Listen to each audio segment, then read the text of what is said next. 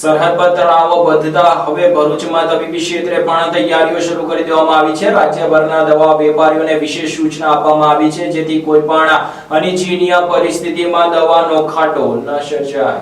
ભારત અને પાકિસ્તાન વચ્ચે વધતા તણાવ સંદર્ભમાં federation of Gujarat state chemist and druggist association દ્વારા રાજ્યભરના કેમિસ્ટોને અગત્યની સૂચના આપવામાં આવી છે।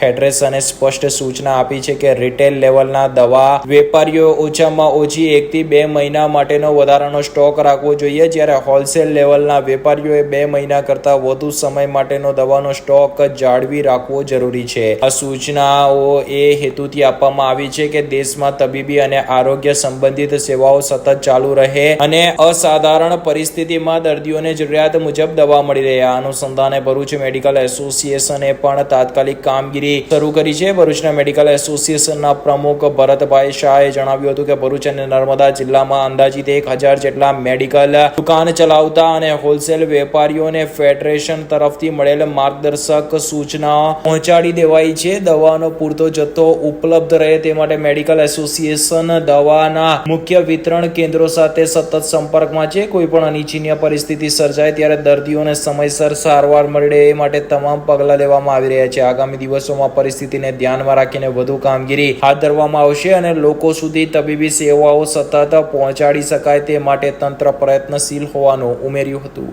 હાલની પરિસ્થિતિને ધ્યાનમાં રાખીને દવાઓનો પૂરેપૂરો જથ્થો રાખવા માટે અમે અમારા ભરૂચ અને નર્મદા જિલ્લાના લગભગ 1000 મેમ્બર્સ જે છે તેમને જાણ કરી દીધી છે અને પૂરેપૂરો જથ્થો તેમની પાસે અવેલેબલ છે। એટલે ભવિષ્યની અંદર આપણે કોઈપણ જાતની જરૂરિયાત થાય તો તેને આપણે પૂરેપૂરી રીતે સંભાળી શકીએ અને તેને પૂરેપૂરી રીતે પૂરો ન્યાય આપી શકીએ તેટલી દવાઓનો જથ્થો ભરૂચ અને નર્મદા જિલ્લા પાસે મળી રહેશે તેવી મારી પૂરેપૂરી ખાતરી છે। અને બીજું ખાસ જણાવવાનું કે કોઈપણ પરિસ્થિતિની અંદર હંમેશા શાંત રહી અને તેનું કાર્ય કરવું તેવી અમે ખાસ સૂચના દરેક મેમ્બરને આપી છે।